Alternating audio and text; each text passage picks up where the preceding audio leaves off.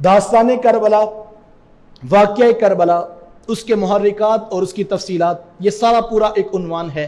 ہمیں اس بات پہ غور کرنا ہے وہ مقصد کیا تھا جس مقصد کے لیے امام علی مقام رضی اللہ تعالیٰ عنہ کھڑے ہوئے، اس مقصد کو سمجھنا چاہیے۔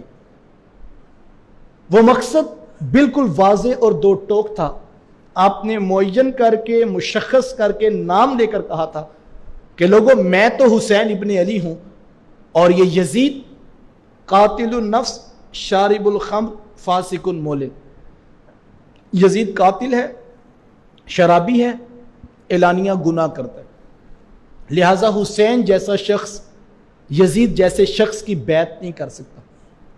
یہ اختلاف کی وجہ تھی، دین کی قدروں کو پامال کیا جا رہا تھا۔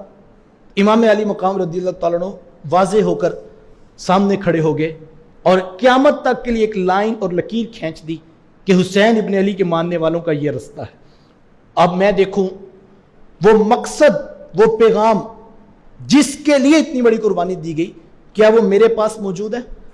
کیا وہ میری ذات میں موجود ہے؟ کیا وہ میرے گھر میں موجود ہے؟ اگر تو موجود ہے تو مجھے مبارک ہو، آپ کو مبارک ہو، اور اگر ایسا نہیں ہے تو پھر شاید ہم نے اپنی مرضی کا مفہوم نکال کر کربلا سے ہم نے دیگیں بانٹی، یہ برکت کی بات ہے، ہم نے سبیل میں پانی پلائے، دودھ پلائے، یہ برکت کی بات ہے، اس کا انکار نہیں۔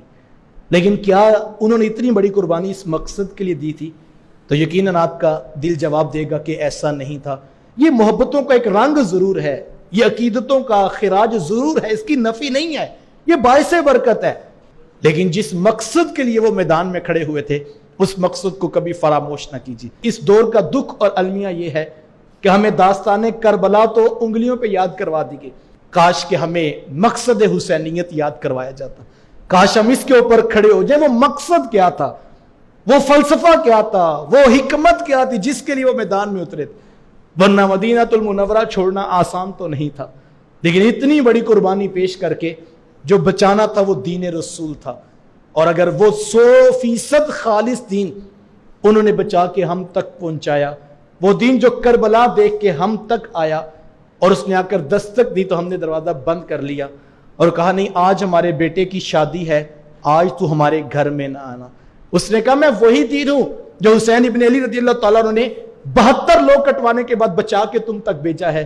ہم نے کہا وہ بات ٹھیک ہے، تو 10 محرم کو آنا، ہم مخصوص رنگ کے کپڑے پہن کے، کڑے پہن کے، پاؤں سے جوتے اتار کے تیرا استقبال ضرور کریں گے، لیکن آج تمہارے گھر میں بیٹے کی شادی ہے نا، شادی تو ہم اپنی مرضی سے کریں گے نا۔ بھلا یہ کیا بات ہوئی؟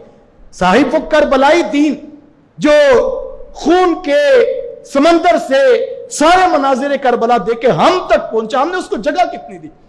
وہ میرے دفتر میں آیا تو میں نے کہا نہیں آج تو ادھر نہ آنا، یہاں پر تو اپنا معاملات ہے نا، یہاں پہ تو نفع ہی نہیں بچتا، یہاں پہ تو پروفٹ اپنی حساب کتاب ہے۔ تو مسجد میں آنا، تو کربلا والا دین ہے، تو 10 محرم والے دین آنا، تو میری کاروبار پہ تو نہ، یہ تو میں اپنی مرضی سے کروں گا نا۔ اگر اپنی مرضی کے دین قبول کرنا تھا تو یہ تو یزیدیت کے پاس بھی تھا، یہی تھا نا، وہ اپنی منمانی کرنا چاہتا، یہی تو اختلاف تھا۔ امام علی مقام بتا رہے تھے کہ 72 لوگ کٹ سکتے ہیں، لیکن میرے نانا کی زبان سے نکلے ہوئے دین کے ایک ایک حرف کو ہم بچا کے دکھائیں گے۔ پورا 100% دین جو زبان رسالت مآب صلی اللہ علیہ وسلم سے نکلا تھا، اسی کو بچانے کے، اس کے حرف حرف کی حرمت کے لیے، اس کے لفظ لفظ کی عزت کے لیے میرے امام باہر نکلے اور میدان کربلا میں آ کے 6 ماہ کے بچے بھی لٹانے پڑے تو انہوں نے پیش کر دیے۔ میں دیکھوں میں کہاں پہ کھڑا ہوں، آپ اپنا محاسبہ کریں، ہم کہاں پہ کھڑے؟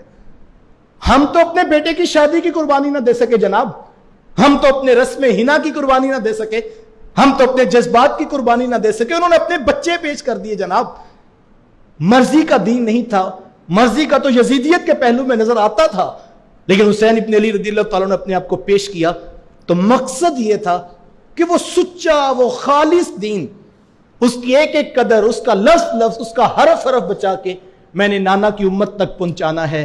اور اگر آج دین کے اوپر بانک پن ہے، دین کے اوپر اجالے ہیں، دین پر بہاریں ہیں، تو یہ صدقہ ہے آل رسول کے خون کا، جنہوں نے قربانیاں پیش کر کے دین ہم تک پہنچایا ہے۔ مجھے اور آپ کو عمل کی راہوں کا مسافر بننا ہوگا، اپنے عمل کے ساتھ حسینی بننے کا اعلان کیجئے، یہ اصل کمال فن ہے۔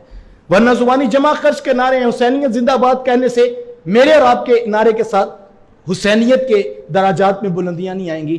اصل تو کردار کی بات ہے صاحب، حسینیت کل بھی زندہ باد تھی، حسینیت آج بھی زندہ باد ہے، حسینیت قیامت تک زندہ باد ہے۔